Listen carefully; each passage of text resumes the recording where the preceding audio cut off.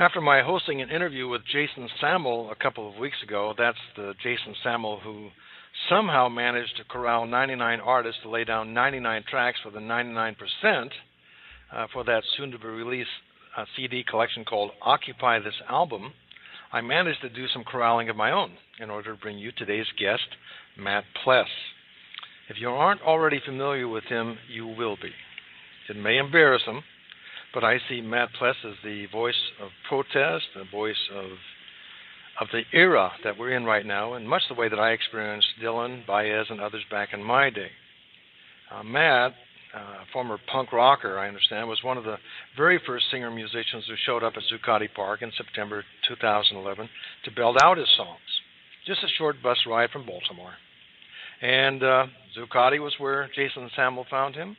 Today you're going to find him on our show here at WGRNradio.com, 15 Minutes of Fact.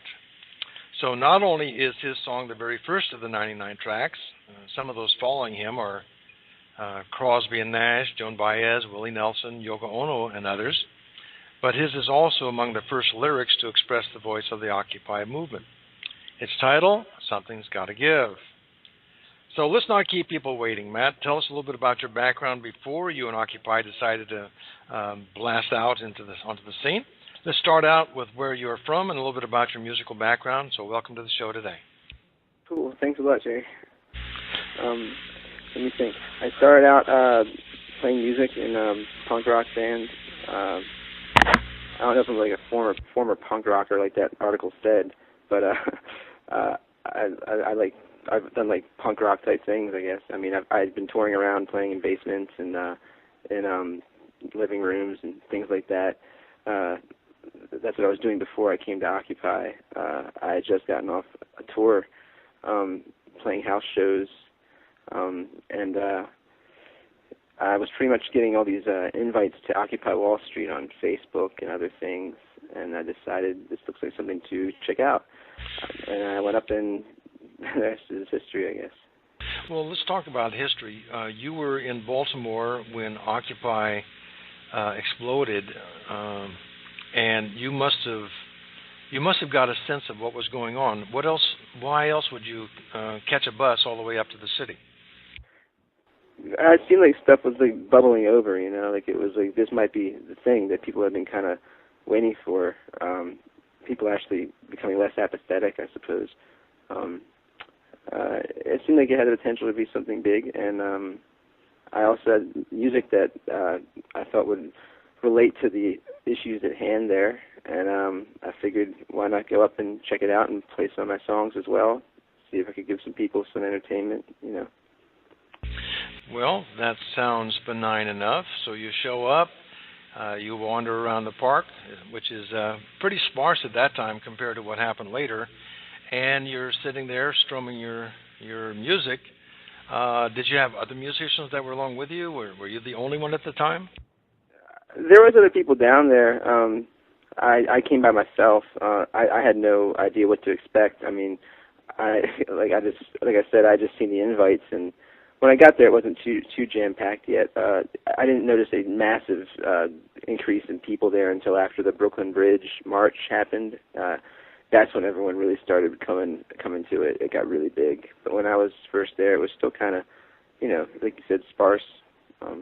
But you could tell that something was happening. I mean, there was a feeling you could feel something there that was pretty unique. Well, how long were you there before Jason Samuel stumbled upon you, so to speak? It was a couple of days. I'm not really sure. Honestly, I don't remember. It was in September, though. I was playing on the steps, like I was doing for off and on during the day, and Jason came up to me and said he wanted to have a CD or a card, and I didn't have any cards or CDs on me, so I gave him my name on a piece of paper and told him to look me up. And yeah, that's how it happened. He called me and said, do you want to be part of a compilation CD I'm putting out to benefit the movement? And I was like, yeah, sure. So that's it. Well, it was more than a piece of paper. I believe, if the story goes properly, you ripped off a piece of cardboard and wrote your name and your phone number on that. I guess that happened. Like I said, this happened all the time. People were coming up to me all the time and being like, hey, can I get a CD? Can I get your contact? if it was cardboard, then so be it. It very well could have been, but I'm just saying paper. Well, you when you were approached by Jason, he talked about the idea of creating an album that would speak to the Occupy movement. What was your impression first? Did you think it was a feasible thing, or did you just go along for the ride? What was your intent? What was your impression? I mean, when somebody's putting a compilation out for something, I mean, it can't hurt to be a part of it. I mean, it's going to help people. It's going to get your music out to more people, and I mean, it works in good for both parties there, I guess, or all parties involved. I mean, so why not do it? Can't hurt. And I do it all the time. You know, people are like, I want to put a compilation CD out of this or that or whatever, and like, usually they're much smaller though. They're like, you know, this guy's putting it out on a burned CD at his mom's house, and with a bunch of like other local bands. And I figured this was going to be something like that. So when it got to be what it is, I was really surprised. Well, it's pretty amazing, isn't it? Now, because it's coming up shortly, let's discuss your next appearance here in New York City, which I know to be at the City Winery on Tuesday, May 8th, as a celebration of the release of Occupy This Album CD. Tell us what we might expect that evening. From me or in general? In general, as well as yourself. From what I know is there's a lot of performers from the album playing songs. There's going to be dinner served, and there's wine bottles given out that actually have the album cover on the bottle, I think. There's special guests who I'm not sure who they are yet, but they're coming. Yes, the special guests that we cannot announce, but we know that they're definitely going to be special. Now, you're more than just a pretty face and pretty voice. You had a lot to do with the album cover itself, which is obviously going to be gracing a bottle of wine. Tell us about your art background and what got you interested in doing the album cover. That's a total, like, that was so random, because like I've been drawing since I was a little kid, like as far back as I can remember, and you know, it's just always something I could just do. But I really hadn't picked up a pen to draw anything serious in about a year, I guess, outside of scribbles and like, just whatever. Like, I wasn't really concerned with it until Jason asked me to do this, and then I was like, okay, I'll do it. So it was just really random. And then when it got to be the cover, it was like, wow, like this came out of nowhere. So. Well, it's amazing how the universe brings out of us things that sometimes we even forget that we have. So, speaking of the arts, we're talking about music, we're talking about drawings. What role does art play in affecting social change as far as you're concerned? I think art's very influential on humanity. So I think that speaks for itself, really. I mean, if you want to educate or inspire anyone in some way or influence anyone in some way, art is a great avenue to do so with, you know.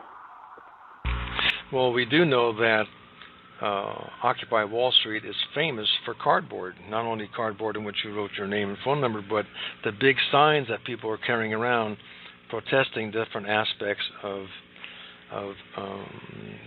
shall we say, illegitimacies that are going on, things that we're complaining about.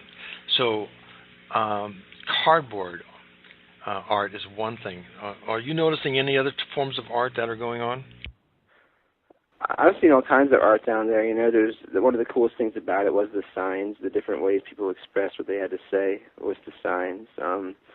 I've seen this one guy. He was making faces of presidents out of melted money and coins, or glued coins or something. It was really neat, and he was doing stuff heavily with Occupy. I can't remember his name, but that was really cool. I mean, I've seen all types of stuff, sculptures, you know, like poetry. There's a lot of great poets who are down at Zuccotti Park.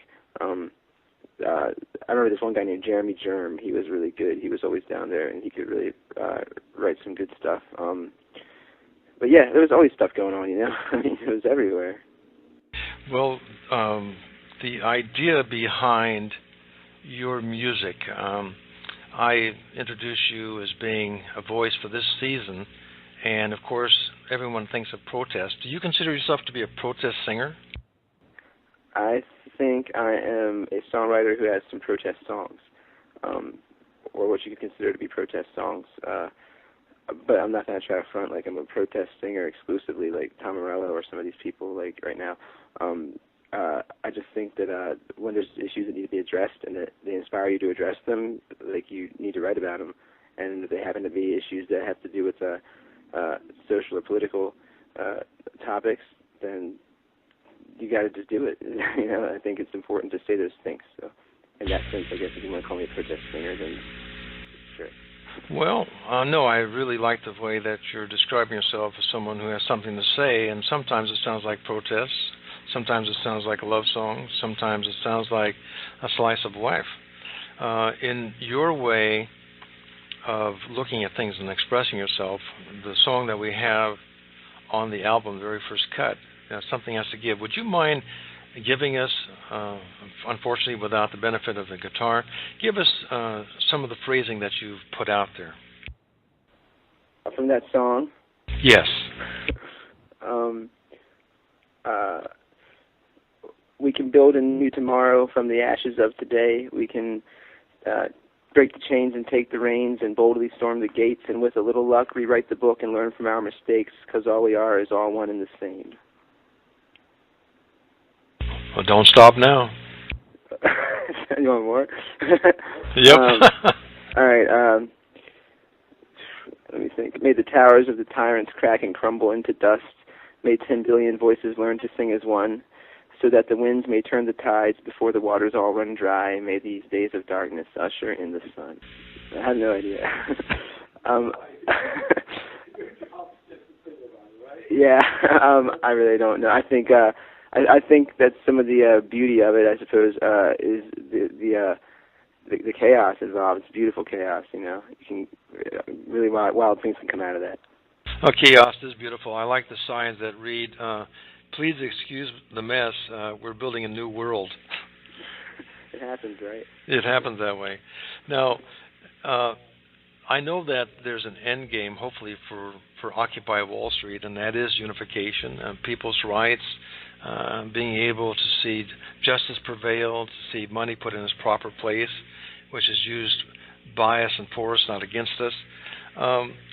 What is your idea of what you would like to see happen with Occupy Wall Street, and will you express that in a song?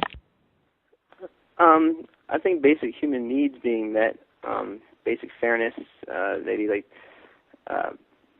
change in perspective to find a way toward maybe a better way of living. I think all these things are the more like universal aspects that I would like to see addressed, because when you solve those, you solve all the other ones. Yeah, that's what I would have to say. I think basic human needs, basic values, people being held accountable for things that they've done, all those things. This is 30 years of like grievances that are like coming up now. This is like what happens when people aren't being listened to for so long. So you can't expect it all to solve itself overnight. But people need to start looking at the things being said and not look for just one thing that's being said. Look at the things that are being said. Well, then I'm imagining that you'd like to accomplish some of this with your music. Oh yeah, I forgot that part of the question. Sorry. No, I think of a lot of the songs I've written that address some of these things were written before Occupy happened. I mean, who knows what I'll write in the future? I'm sure I'm going to address more of it as time unravels. You just have to wait for that spark. When you feel like there's something that's really working for you, and then you go with it. That's what I do with songs. Like places I've played, like venues. I've played all over the country. I've booked tours, done coffee shops, bigger venues. Like I've played the Viper Room in California or Los Angeles, and like I've played I can't remember any other big names of places. I mean, I haven't played a whole lot of huge venues. I mean, just like bars here and there. I played Cafe Lena, which is a famous coffee shop on the folk circuit that's up in upstate New York.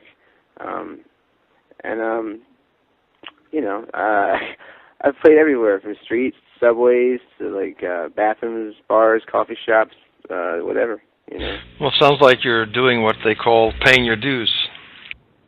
I'm just doing what they call playing music. Exactly. Sometimes you even get paid for it. Think of that. That's always been a joy for a musician. Yeah, it's always helpful to get lunch, Yep. So, where can we catch you next?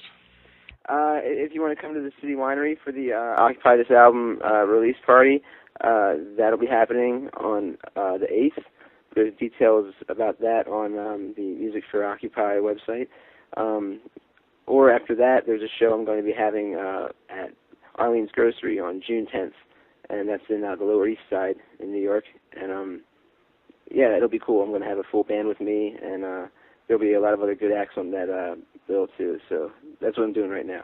And if you come down to open mics, I might appear at an open mic randomly. I go to a lot of open mics in the city. Where do they have the open mics? I mean, there's lots of them. I like going to this one called Cafe Vivaldi that's in the West Village. I think that's a really cool one.